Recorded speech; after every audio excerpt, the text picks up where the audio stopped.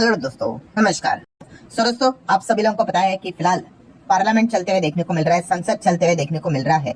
And जब भी हम लोग को ये सारी चीजें होते हुए देखने को मिल जाती है, बहुत कुछ आउटकम हमारे देश के सामने यहाँ पे निकल कर आ जाते हैं। क्योंकि संसद में, पार्लियामेंट में जो भी चीजें पूछी जाती है अपोजिशन के द्वारा, उस सवाल का जवाब सरकार में जो भी मिनिस्ट्री है उसको जरूर यहाँ पे देना पड़ता है।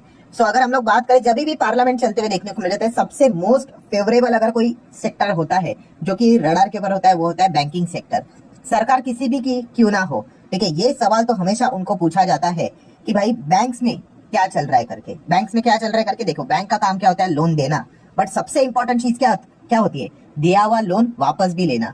एंड इसी से रिलेटेड बहुत सारे सवाल उनको पूछे जाते हैं, जिसका जवाब सरकार को देना पड़ता है। और जैसे मैंने कहा कि लोन कितना दे रहे वो बताओ, कितना लोन वापस आ रहा है, नहीं आ रहा है, कितना एनपीए हो चुका है, उससे रिलेटेड बातें बताओ, कितना लोन को माफ कर दिया वो बताओ, कितने लोन को मतलब वेव कर दिया, कितने लोन को रिटर्न ऑफ कर दिया। वो सारा डेटा यहाँ पे क्या करना पड़ता है? सरकार को सदन में यहाँ पे सामने रखना पड़ता है। सारा मतलब सारा, प्राइवेट का भी और पब्लिक का भी। एंड पब्लिक से रिलेटेड तो खास सरकार को घेरा भी जाता है। क्यों? क्योंकि सरकारी बैंक तो डायरेक्टली उन्हीं के कंट्रोल में देखने को मिल जाते हैं।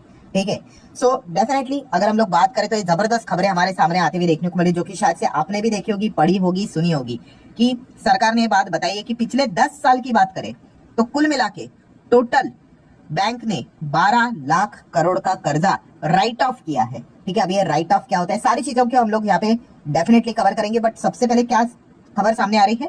12 लाख करोड़, इतना अमाउंट क्या किया है बैंक से यहाँ पे खो चुका है, आप ऐसा भी चाहो तो कह सकते हो। ठीक है, पिछले 10 साल का ये डेटा हम लोग को देखने को यहाँ पे मिल रहा है। एंड उसमें अगर देखा गया कि पिछले 5 साल की अगर बात करें तो उसमें सबसे बड़ा कंट्रीब्यूशन रहा है पीएसयू का। पीएसयू बोले तो सरकारी बैंक का। पिछले 5 साल में ही 50% कंट्रीब्यूशन पीएसयू बैंक की ओर से देखने को मिला है। मतलब लोन तो जा रहा है बट टाइम पे पैसा वापस ही नहीं आ रहा है।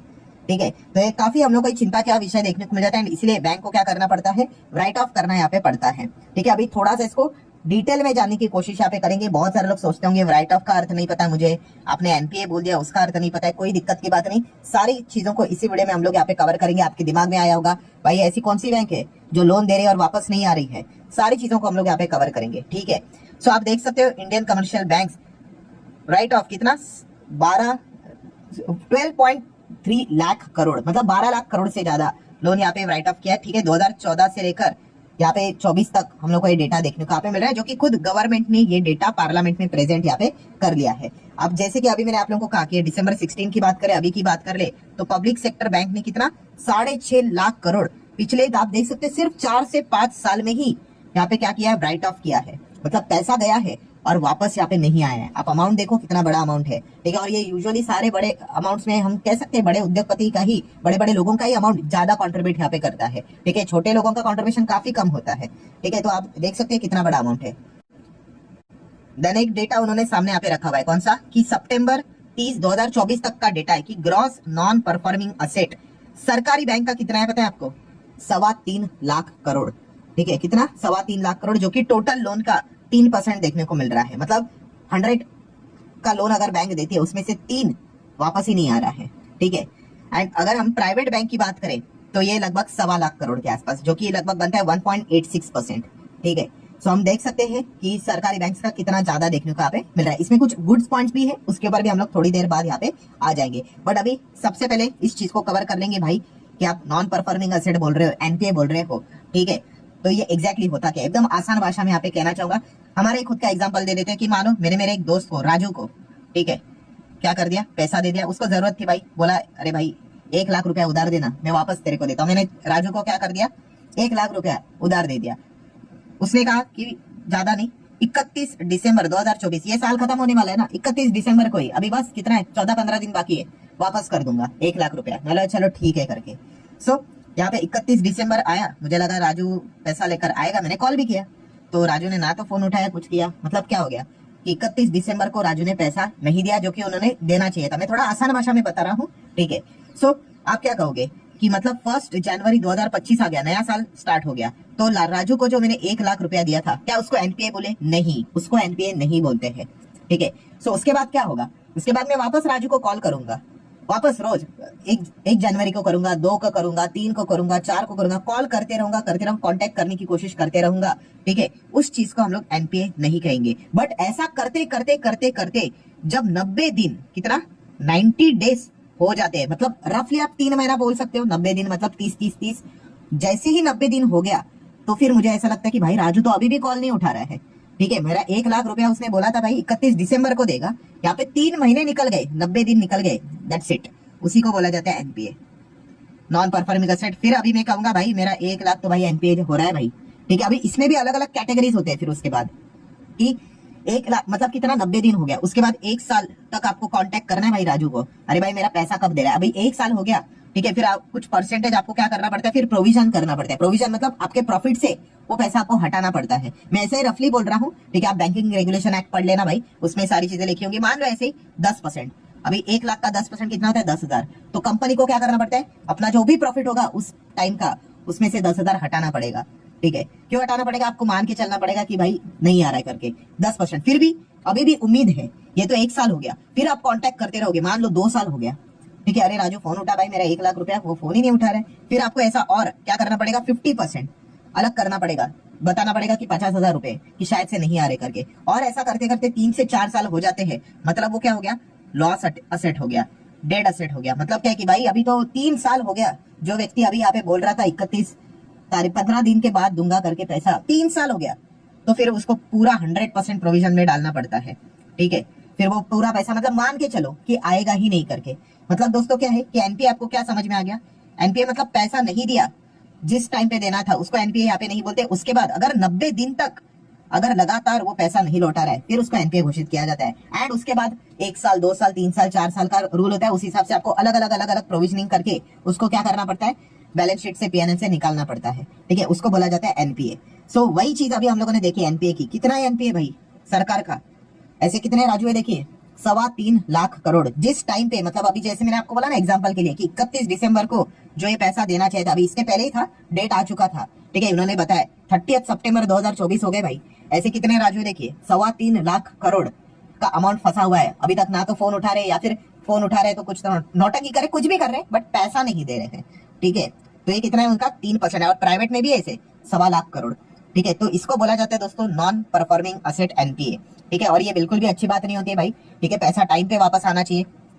देन एक और शब्द होता है, ठीक है, इसको नोट करना भाई, इंपॉर्टेंट चीज सिखा रहा हूँ, रिटर्न ऑफ करके, ठीक है। रिटर्न ऑफ का अर्थ क्या होता है, जो अभी हम लोगों ने यहाँ पे देखा कि इसको जैसे अभी मैंने बोला ना कि 90 दिन हो गया तो एनपीए हो गया, उसके बाद 1 साल, 2 साल, 3 साल, 4 साल, आपको फिर वो 1 लाख को क्या करना पड़ता है, परसेंटेज के फॉर्म में प्रोविजनिंग के हिसाब से प्रॉफिट से निकालना पड़ता है। 10,000 निकाल लिया, 50,000 निकाल लिया, पूरा 1 लाख निकाल लिया, ठीक है। इसको बोला जाता है रिटर्न ऑफ, ठीक है। काफी लोग कंफ्यूज होते हैं, उनको लगता है रिटर्न ऑफ मतलब माफ कर दिया, नहीं, माफ करने को बोला जाता है लोन वेवर, ठीक है, वेव ऑफ बोला जाता है। ये वेव ऑफ नहीं हुआ है, यहाँ पे इसको बोला जाता है रिटर्न ऑफ, कि बुक्स ऑफ अकाउंट से उसको किनारे कर दिया। मतलब अभी भी हम लोग राजू के पीछे पड़े हुए भाई, हमें तो पैसा चाहिए करके, ठीक है, हमने माफ नहीं किया, ठीक है। अभी मान लो मेरे एक और मेरा दोस्त था भाई, वो किसान था, ठीक है, उसको भी मैंने 1 लाख रुपया दिया था, उसको भी बोला था 31 दिसंबर तक दे दे, उसने नहीं दिया, ठीक है। उसको भी कॉल किया, बहुत कुछ किया, उसने भी पैसा नहीं दिया, बट मैंने उसको बोल दिया, जो मेरा दूसरा दोस्त था किसान था, चल जा, तेरे को माफ कर दिया मैंने, ठीक है। तो उसको मैं वापस कॉल नहीं करूंगा, ना तो उससे मैं पैसे रिकवर करूंगा, ना तो उसकी चीज में कोई बेचूंगा, उसके घर पे जाके उसको धमकाऊंगा, ना तो उसका कोई स्कूटर बेच दूंगा, कुछ नहीं करूंगा, उसको मैंने माफ कर दिया, ठीक है। बट रिटर्न ऑफ में माफी नहीं होती है भाई, रिटर्न ऑफ में मतलब रिकवरी जारी रहती है, जितना हो सके रिकवरी जारी रहेगी, हम उसको छोड़ेंगे नहीं, ठीक है। तो राजू की अगर हम बात करें तो भाई तुम्हारी तो रिकवरी होगी, तो कभी भी मुझे दिख गया, किधर भी रास्ते पे चलते हुए दिख गया भाई, तुझे मैं पकड़ूंगा, ठीक है। तो इसको बोला जाता है रिटर्न ऑफ, ठीक है। तो ये पॉइंट हम लोग को फिलहाल तो देखने को यहाँ पे मिल रहे हैं। सो अभी आप वापस पढ़ोगे तो आपको समझ में आएगा, क्या समझ में आएगा, 12 लाख करोड़ क्या किया, लोन रिटर्न ऑफ कर दिया पिछले 10 साल का, ठीक है। इतना बड़ा अमाउंट हम लोग को देखने को मिला, और ज्यादा अमाउंट हम लोग को सरकारी बैंक से ही जाते हुए देखने को यहाँ पे मिल रहा है, वो मैंने आप लोगों के सामने यहाँ पे रख दिया। देन अगर हम लोग यहाँ पे आगे बढ़ेंगे तो ऑब्वियसली आपको रैंकिंग भी चाहिए, 1 2 3 कौन सा ऐसा बैंक है भाई सरकारी में कि उसको बहुत सारे राजू मिल रहे हैं, मतलब लोन तो लेकर जाते हैं, टाइम पे तो पैसा नहीं दे रहे हैं। तो आप यहाँ पे देख सकते पिछले, देख सकते लोन रिटर्न ऑफ, ठीक है, पब्लिक सेक्टर बैंक, पिछले 5 साल का ये डेटा है इन करोड़, ठीक है। तो नंबर 1 पे आप देख सकते हो कौन है, स्टेट बैंक ऑफ इंडिया। कितना अटका है देखो, लगभग 1.5 लाख करोड़, इतना लोन देके रखा हुआ है, वापस नहीं आ रहा। इसमें छोटे छोटे बहुत सारे प्लेयर रहेंगे। Then Punjab National Bank second number पे 82,000 करोड़ से ज्यादा। Then Union Bank of India, then Bank of Baroda and Bank of India. मतलब ये पैसा क्या है, माफ नहीं किया है बट ये अटका हुआ है, ठीक है। वो दिख ही नहीं रहा इंसान किधर है करके, आप ऐसा भी कह सकते हो, या फिर मिल ही नहीं रहा है पैसा, ठीक है। अभी मिल गया तो अच्छी बात है, रिकवरी जारी रहेगी, ठीक है। जैसे कि आप देख सकते हो यहाँ पे मिनिस्ट्री स्टेट ऑफ फाइनेंस के जो हेड है फिलहाल, तो उन्होंने बोला है कि भाई हम तो जितना भी यहाँ पे हो सके रिकवरी तो यहाँ पे जारी रखेंगे। अगर मैं आपको दिखा दूं तो उन्होंने साफ साफ अपने स्टेटमेंट में यहाँ पे बोला है कि क्या करेंगे, वो रिकवरी यहाँ पे चलती रहेगी जितना हो सके, जितना जितना जितना 1 लाख रुपया दिया था ना हम लोगों ने राजू को, जितना हो सके, कुछ मिला 5,000 निकाल लेंगे, कुछ मिला 1,000 रुपया निकालेंगे, 10,000 निकालेंगे, चलता रहेगा चलता रहेगा चलता रहेगा। देखो उन्होंने बोला है return of does not result in a waiver of, ठीक है, माफ नहीं किया हम लोगों ने, हम निकाल के रहेंगे।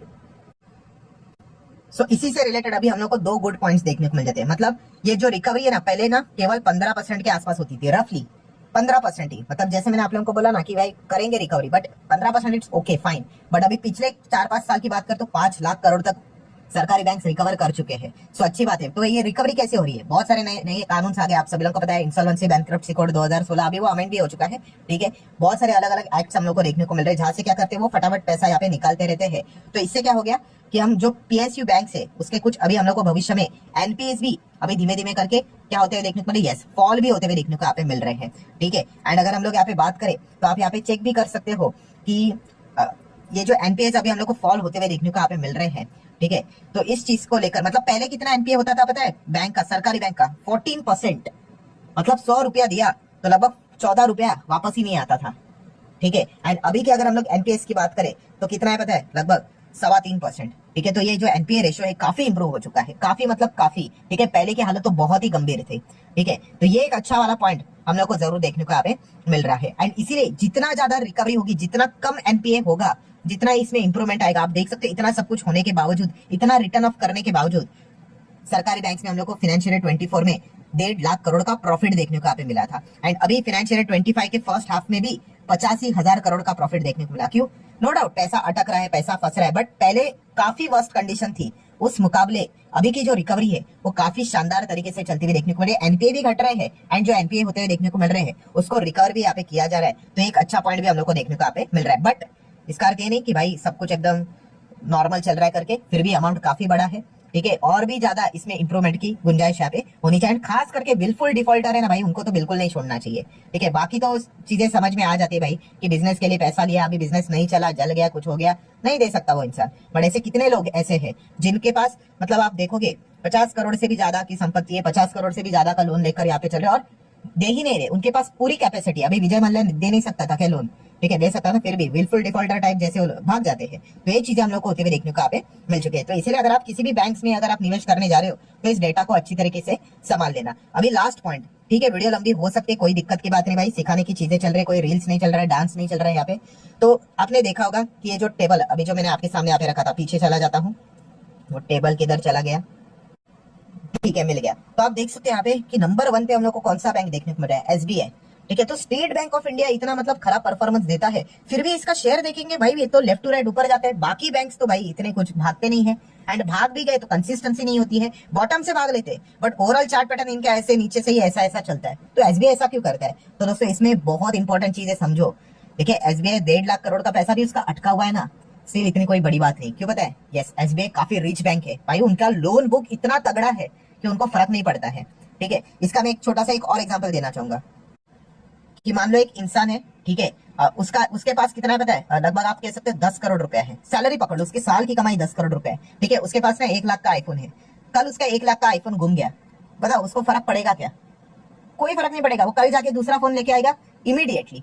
बट मान लो कोई एक और दूसरा व्यक्ति है, ठीक है, उसकी सैलरी अगर आप मान लो एकदम 20,000 30,000 है, उसने भी जाके क्या कर लिया भाई, ईएमआई के ऊपर या फिर चलो 1 लाख सेविंग करके फोन ले लिया, उसका अगर फोन गुम गया, बताओ उसकी कंडीशन क्या होगी भाई? वो तो डर जाएगा पूरा। क्यों? क्योंकि यस वो 20 से 30,000 ही कमाता है, मतलब साल का कितना होगा भाई, ऐसा 3-4 लाख के आसपास। तो उसके हिसाब से अगर आप परसेंटेज निकालोगे 3 लाख के हिसाब से 1 लाख कितना होता है, तो आप देख सकते हो। और जो 10 करोड़ जिसके पास है उसके लिए 1 लाख कुछ भी नहीं है। तो ये मैं आप लोगों को एग्जाम्पल क्यों दे रहा हूँ, एसबीआई का लोन बुक काफी बड़ा है, ठीक है। आप देख सकते हैं विजय माल्या 9,000 करोड़ लेकर भाग गया, फिर भी एसबीआई के शेयर को इतना फर्क नहीं पड़ा, वो कुछ ऐसा क्रैक नहीं हो गया, वो आज भी इंटैक्ट है, टॉप लेवल पे लेफ्ट टू राइट ऊपर है। बट पंजाब नेशनल बैंक देखिए, नीरव मोदी 14,000 करोड़, मेहुल चौकसी का जो इशू हुआ था उसके बाद पीएनबी के चार्ट पैटर्न की हालत देखिए।